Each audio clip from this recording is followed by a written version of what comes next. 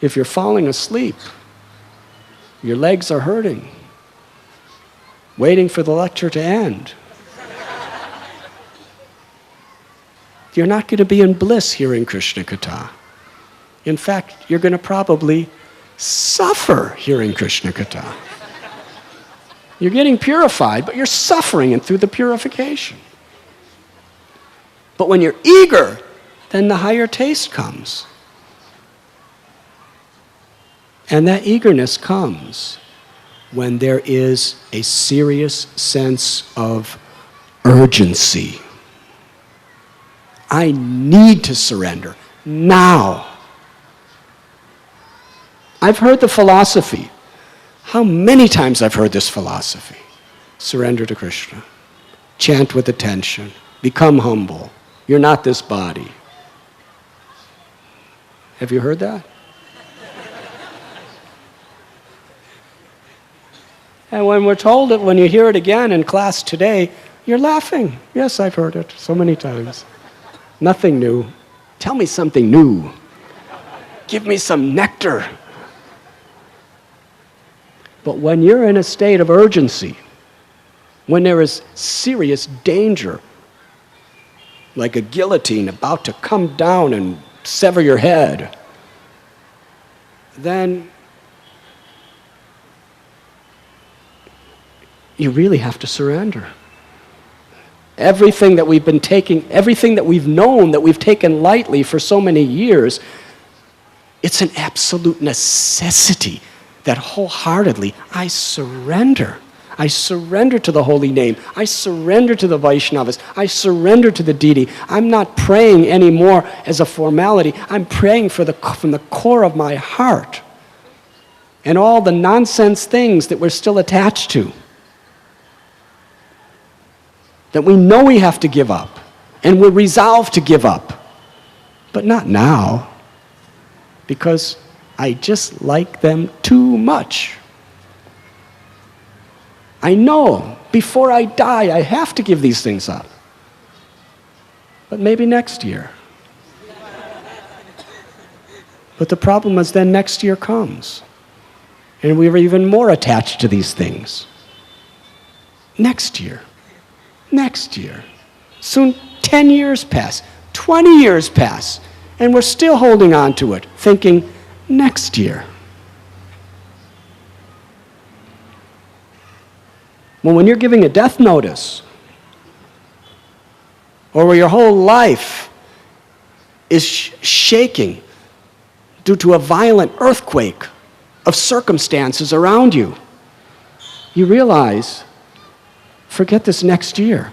I'm suffering too much. I have to do it now. I have to take shelter of really reading these books, not just to get some information so I can speak and be popular as a good orator. I'm reading these books, every word of Srila Prabhupada. I need to hear it, and believe me, try it. If you read any purport of Srila Prabhupada with a sense of urgency, every word will just penetrate your heart and change your life. Because he's speaking to you. And if we have that sense of urgency due to a suffering condition around us, whether it's in kirtan or bhajan or japa, we understand I have to absorb myself. I have to take shelter of the holy names. I have to give up my nonsense. I have to give up my complacency and cry out the holy names of the Lord.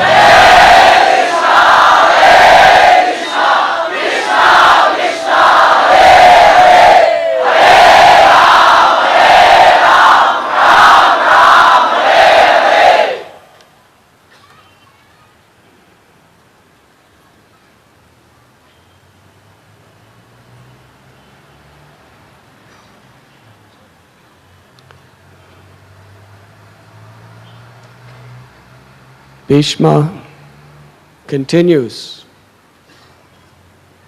It is the power of inevitable time, inconceivable and irreversible. And ultimately, Time is controlled by Krishna. Therefore, it is the plan of the Lord. The plan of the Lord is transcendental. It is beyond the material world, which means it's beyond all material elements to fathom, including the mind, the intelligence, or the ego. Even the greatest rishis, sages, and philosophers cannot comprehend the inconceivable plan of the Lord. But the plan of the Lord is always perfect and good for His devotee. This is where faith is so absolutely essential for our spiritual sustenance.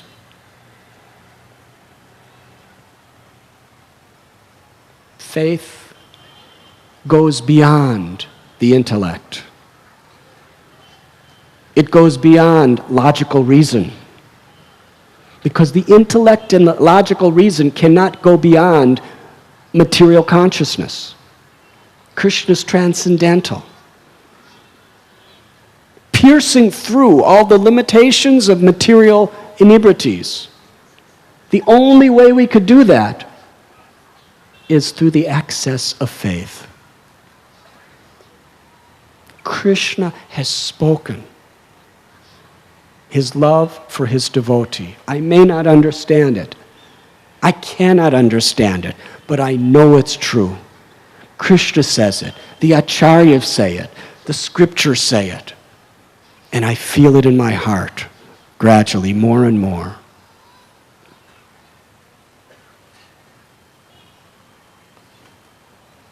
Faith is that substance where we can see the invisible, where we could connect in a very tangible way to the absolute truth, to Krishna. How important it is to cultivate faith. Shraddha. Adoshraddha tata sadhu sangota bhajana kriya. Rupa Goswami describes the very basic seed of our spiritual life is faith. That little speck of faith that Krishna awakens within us. And all the way to the ultimate perfection of prema, it's about simply the development of faith. Srila Prabhupada very simply tells how faith is developed by hearing in the association of those who have faith.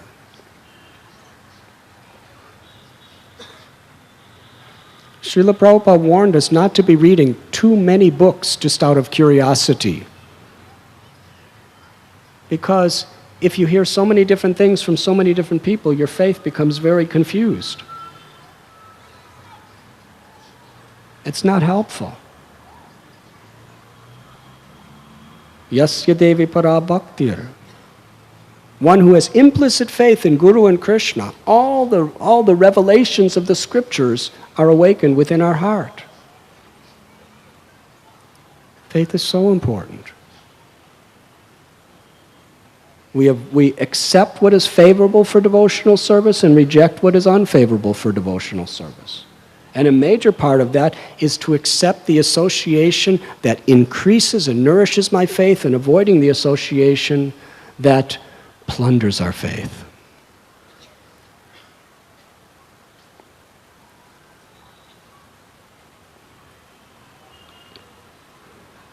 Even the greatest philosophers cannot understand the plan of the Lord. But Bhishma tells Yudhisthira Maharaj, you must follow the plan of the Lord. Do not feel guilty about what has happened. The battle of Kurukshetra was ultimately the plan of the Lord. And Krishna's plan was so perfect for everyone. Now it is your duty that Krishna has given you to be the emperor, The world is in chaos. There are helpless people who need your protection, need your guidance, and need your love. Don't lament.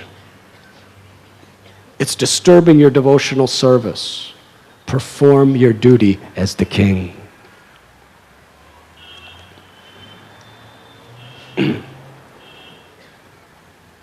Krishna, Bhishma said, is the Supreme Personality of Godhead.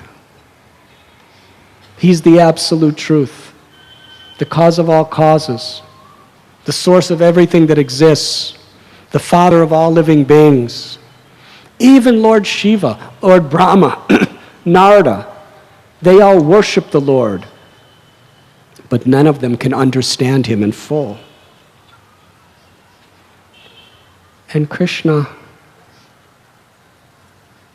out of ignorance, you were thinking that he's your relative, your friend, your servant, carrying messages for you.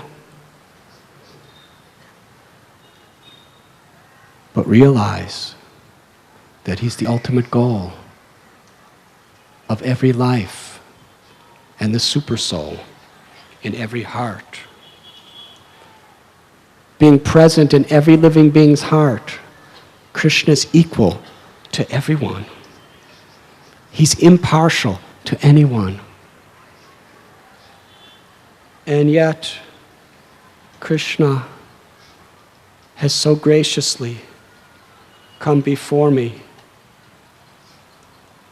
at the time of my death. When Krishna comes before his devotee, he releases him from all bondage.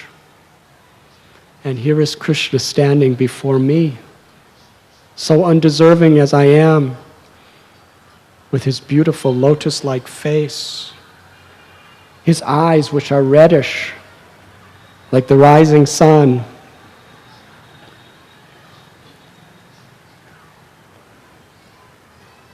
At that time, Yudhisthira inquired from Bhishma about the essential principles of religion. Bhishma explained in great detail in the Shanti Parva of Mahabharata, which is hundreds of pages. Can you imagine laying at a bed of arrows, speaking such eloquent philosophy? But as soon as Bhishma fixed his mind and his eyes on the beautiful lotus-like form of Krishna, he was so absorbed in the higher taste of Krishna, he was relieved of all pain and inconvenience, despite every part of his body pierced right through with arrows.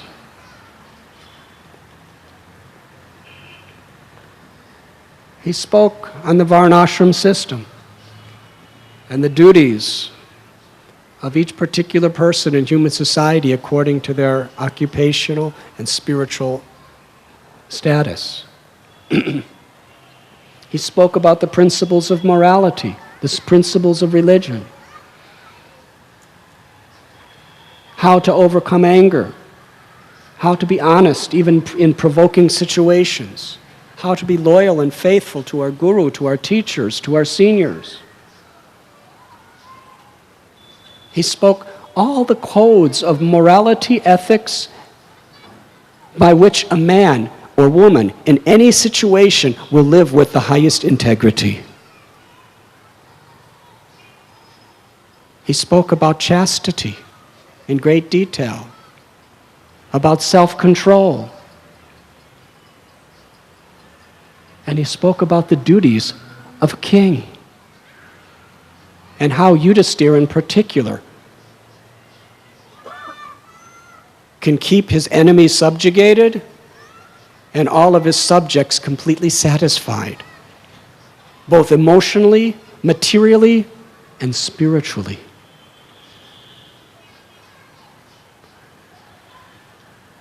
As Bhishma was speaking, he noticed the sun entering into the northern hemisphere, which according to the Shastras is a time that is very auspicious to die.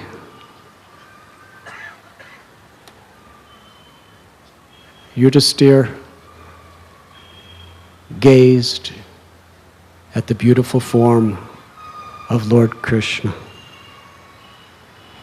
meditated on the personality of Godhead. All of his senses became still. He withdrew like a tortoise withdraws his limbs within a shell. He withdrew all of his senses from the external world and fixed his body, his mind, his thinking, his feeling, his willing, his everything on the form of the original Supreme Personality of Godhead.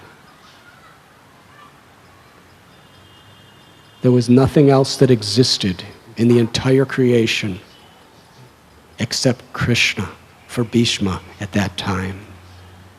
And he spoke.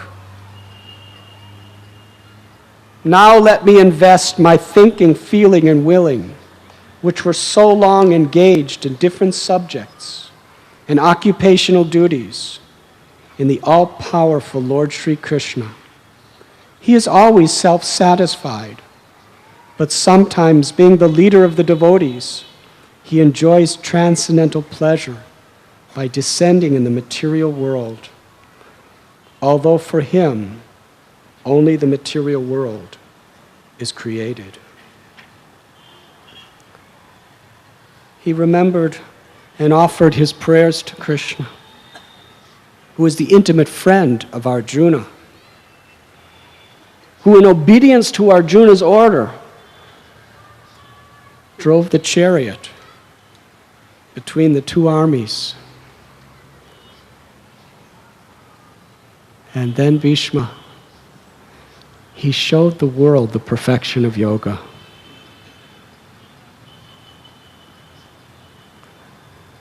He fixed his entire consciousness on Krishna's beautiful form. That form of Krishna, he said, whose face is like a blossomed lotus flower, whose eyes are like lotus flowers, whose complexion is most beautiful like a tamal tree, whose every limb is the treasure of the heart, and whose glittering golden garments are shimmering in the sunshine. That same Krishna who,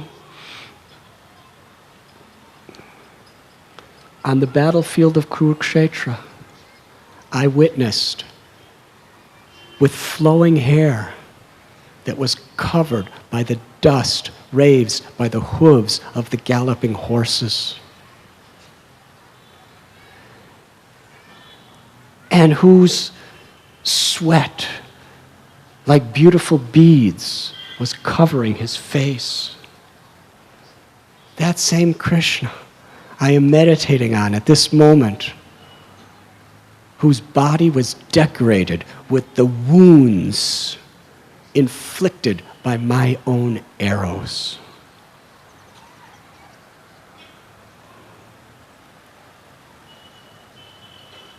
Srila Prabhupada explains how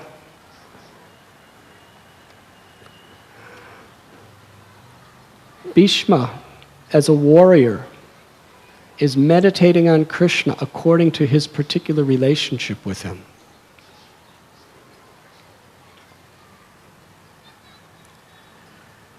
Bhishma is praying that on the battlefield of Kurukshetra, Krishna spoke the Bhagavad Gita to Arjuna and taught the entire world for all time through that dialogue. And then when the battle was fought, because of his merciful glance, every single warrior on that battlefield attained their original spiritual body in Vaikuntha. This is how Krishna is the well-wisher of everyone. He is equal to all. Srila Prabhupada explains how because every single person of those millions and millions of people who died on either side, because Krishna glanced on them and they were able to see Krishna, they all remembered Krishna at the time of death. And the Bhagavatam explains, and Prabhupada clarifies, that most of those warriors were egotistic. Some of them were cruel, sinful, unethical. If they would have lived a long life, they would have simply suffered miserable karma in the next life and in this life as well. But Krishna was so kind. Great life is not about living long. Great life is about going back to Godhead. They were all cleansed of all their sins, of all their piety also. By Krishna's merciful glance, he gave everyone the highest salvation. Bhishma is remembering this. The love of God.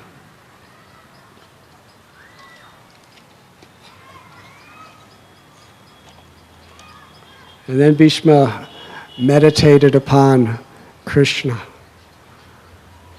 who to fulfill the promise of his devotee was willing to break his own promise.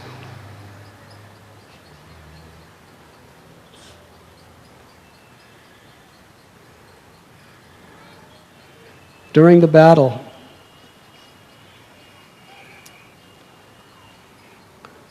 Duryodhana insulted Bhishma. And for a Kshatriya, it was intolerable. He actually chastised Bhishma. Can you imagine the impudence of Duryodhana? He said, the reason why we have not won this war yet is because you, who is the commander-in-chief and the Kshatriya, are breaking the Kshatriya code because you have a soft place in your heart for the Pandavas. You are not destroying them.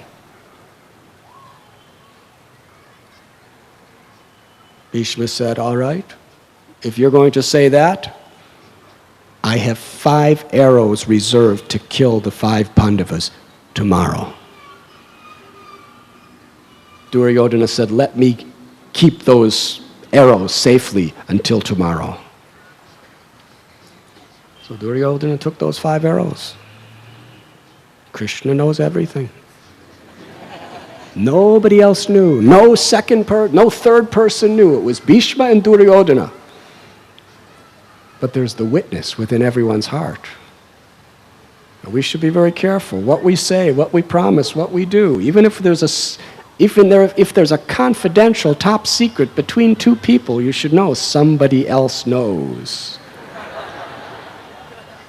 And that somebody else is going to do something about it.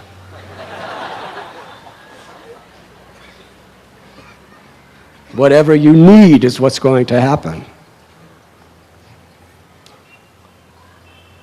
So Krishna tells Arjuna, Duryodhana has these 5 arrows. Bhishma have already vowed to kill the 5 of you with these arrows. I cannot violate the vow of Bhishma. But if you go to Duryodhana as a guest in his house, he has to give you whatever you want. Ask him for the 5 arrows. So Arjuna went at night. After sunset, the battle would stop. And sometimes even the enemies would have parties together. This is the days of the Kshatriya.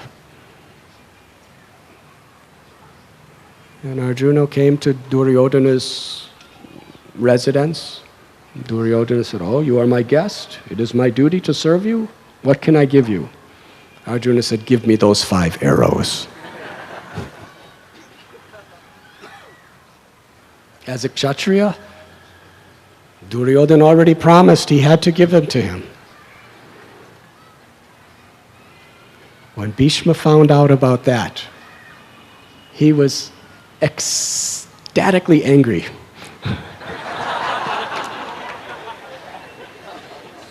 Ecstatically means it wasn't like material anger. He decided he was going to get back at Krishna for this, but in a way that Krishna would be glorified for all time to come. Bhishma vowed that he, in order to keep his promise, Krishna would break his own vow. Because during the Bhagavad Gita, Krishna said, "Kaunteya pratijanihi name bhakta pranashiti." Declare it boldly, Arjuna, I will always protect my devotee. And Krishna also said, before the battle began, he vowed, "I will not lift a single weapon, and I will not fight on either side. I will be a chariot driver, and other than that, I'm neutral." He vowed. But Bhishma vowed, I'm going to make Krishna break his promise, and he's going to pick up a weapon and fight. Hare Krishna. So that day, Bhishma was fighting so ferociously with Arjuna. Arjuna could not stand before him. Arjuna was utterly defeated by his grandfather, although he was trying his very best. He was practically laying there helplessly. And Bhishma was about to kill him. Arjuna had no way to survive. One moment later, he would have been dead at the hands of Bhishma. Seeing that situation, Krishna became as angry as fire. With his flowing hair covered by the dust raised by the hoods of galloping horses, he ran, lifted up the wheel of the chariot, and attacked Bhishma with eyes as red as burning copper. Bhishma saw Krishna as death personified, and and started shooting Krishna's body with his arrows. Krishna was bleeding.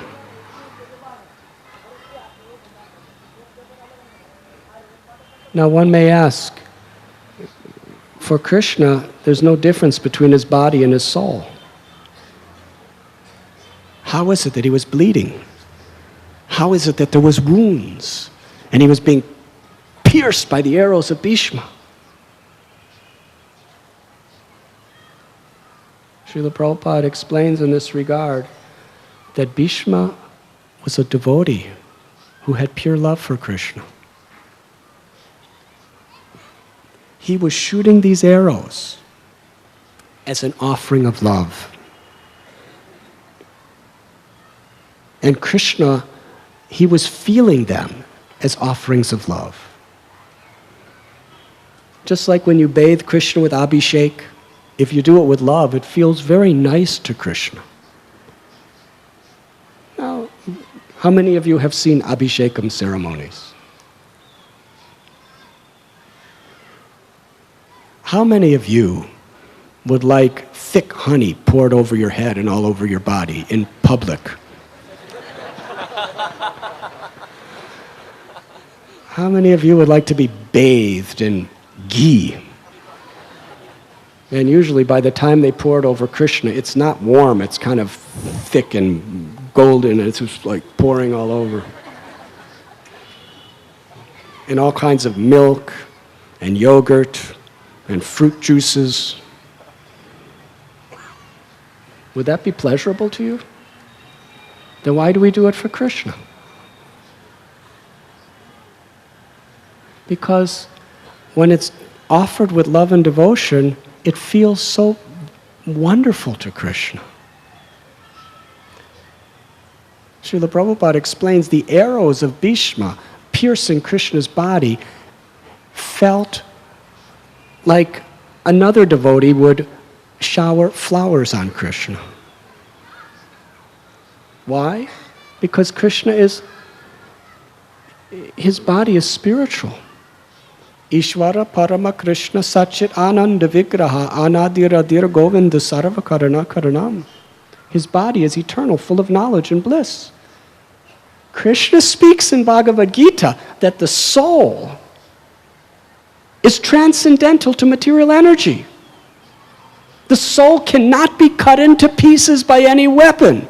It cannot be moistened by water. It cannot be withered by the wind. It is transcendental. It is beyond the scope or the reach of anything material. And Krishna is the supreme soul. And Krishna's body is non-different than his soul. Krishna's body is his soul, the Paramatma, the supreme, the source of Paramatma. So how could Krishna's body be pierced by weapons if he says the little tiny infinitesimal part and parcel soul cannot be pierced by weapons? He cannot be pierced by weapons.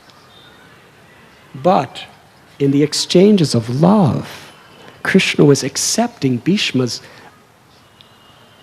devotion in the form of these offerings and was reciprocating by bleeding. Hare Krishna. Now for many of you ladies, this is not the way you would want Krishna to reciprocate. But please understand, Bhishma was a warrior. There are 5 rasas, or humors.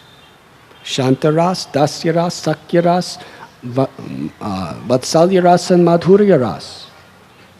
Bhishma was in Dasyaras. He is an eternal servant of Krishna.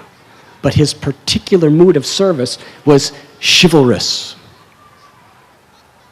So this is how he's expressing his love for Krishna, by shooting arrows in Krishna, and this is how Krishna is reciprocating with his love, by being pierced by the arrows.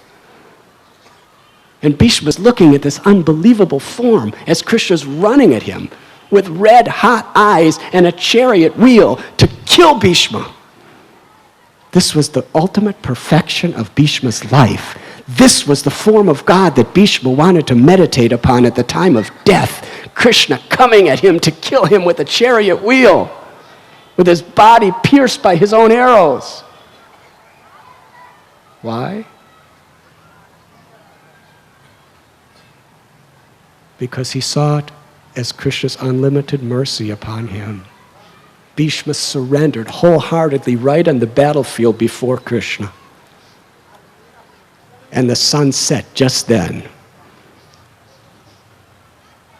Krishna satisfied all the desires of Bhishma. And at the last stage of his life, he is remembering and meditating this supreme event of his life. Krishna broke his own promise and came attacking Bhishma like a lion comes to destroy an elephant.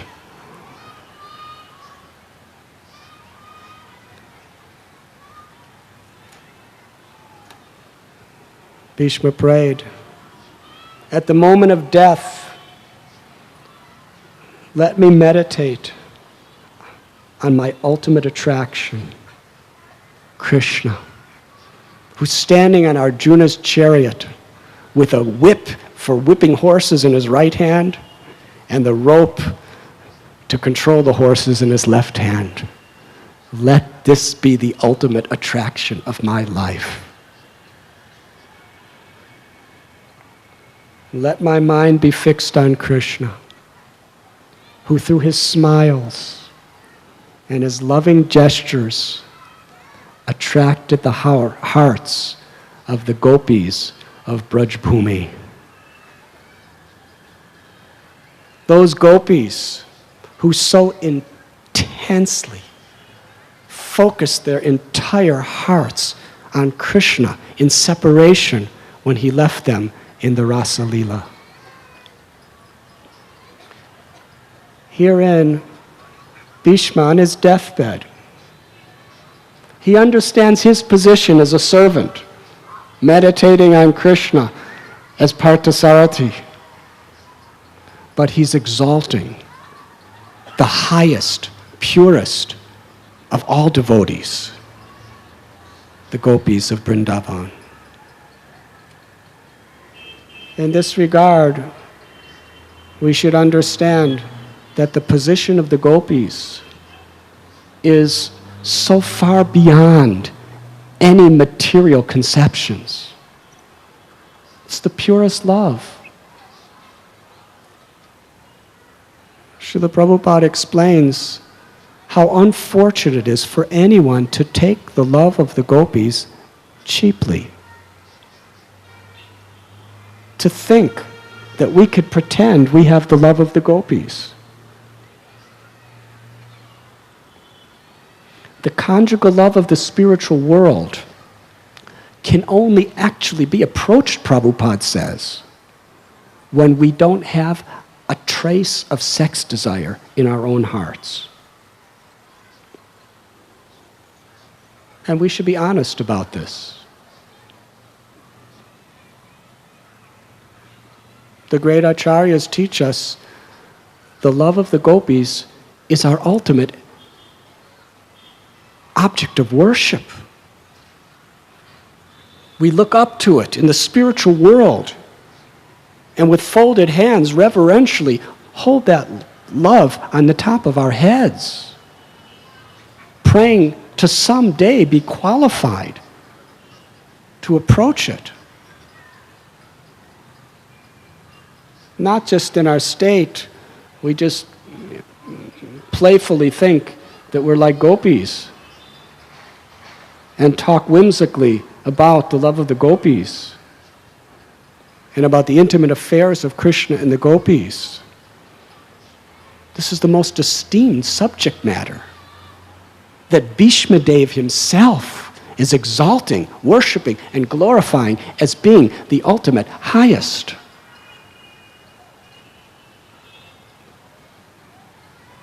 And this is the mercy of Lord Chaitanya. That love of the residents of Vrindavan, the gopis, that Bhishmadev, in his last moments on world, is worshiping and honoring from the core of his heart. Namo Mahabharanyaya Krishna Prema Padayate Krishnaya Krishna Chaitanya Namane Godatveshe Namaha. Bhishma himself felt unqualified to understand the love of the gopis. But Lord Chaitanya is giving that love to everyone and anyone.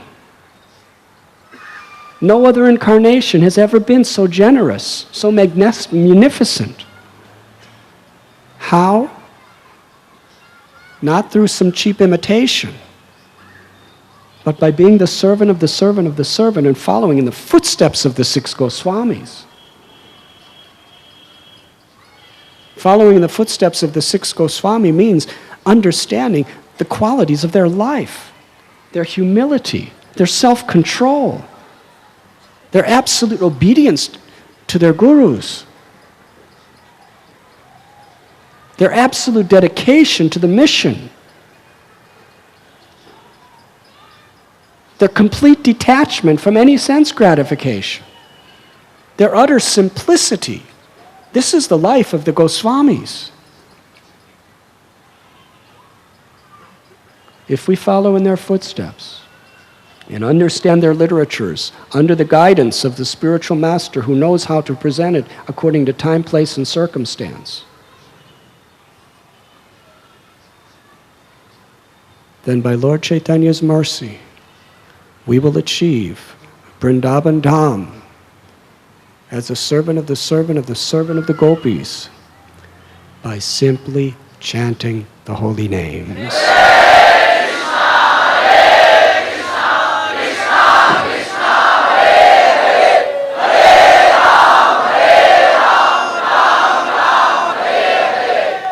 Bhishmadev meditated on Yudhisthira's performance of the Rajasuya Yajna, in which Krishna was glorified as the greatest person on earth.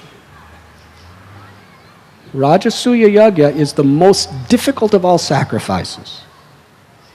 You have to be an emperor, and you send horses with representatives all over the world. And every single kingdom, every single governor has to surrender to you as the king and accept his obedience under the king. And if anyone doesn't accept total subordination and obedience to Yudhisthira and be willing to pay the taxes to Yudhisthira, then there's a war.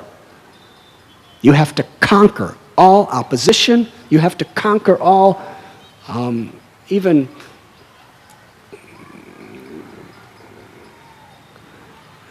not only opposition, but anyone who just even stalls from surrendering. There's a battle. And after the entire world accepts your supremacy, then you could do the Rajasuya Yajna. Hare Krishna. And Srila Prabhupada explains, it costs hundreds of millions of dollars to do one Rajasuya Yajna. And Prabhupada wrote this in 1963 or something. So it would cost hundreds of billions of dollars by today's standard. Massive efforts.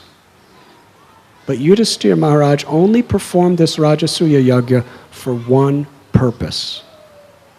Because the prominent feature of that is the Agra Puja, where the most prominent, important person in the entire earth is glorified by everyone. Now, during Krishna's pastimes in this world, not everyone knew that he was God. By his own Yogamaya potency for his devotees, and by his Mahamaya potency for the ordinary people. But Yudhisthira wanted the whole world to make ultimate spiritual progress by glorifying Krishna as the greatest of the great.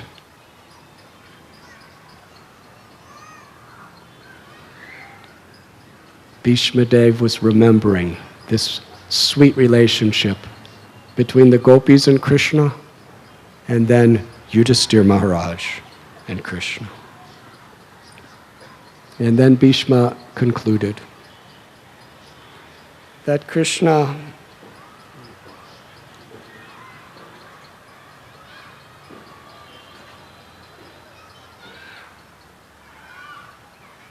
now I can meditate with full concentration upon that one Lord, Sri Krishna, now present before me, because now I have transcended the misconceptions of duality in regard to his presence in everyone's heart, even in the hearts of the mental speculators. He is in everyone's heart. The sun may be perceived differently, but the sun is one. Srila Prabhupada explains, everything is Krishna. Nothing exists that is not Krishna. Because all material and spiritual worlds are simply the emanations of Krishna's energy emanating from Krishna. Therefore, nothing is separate from Krishna. Nothing is different from Krishna. Everything is Krishna.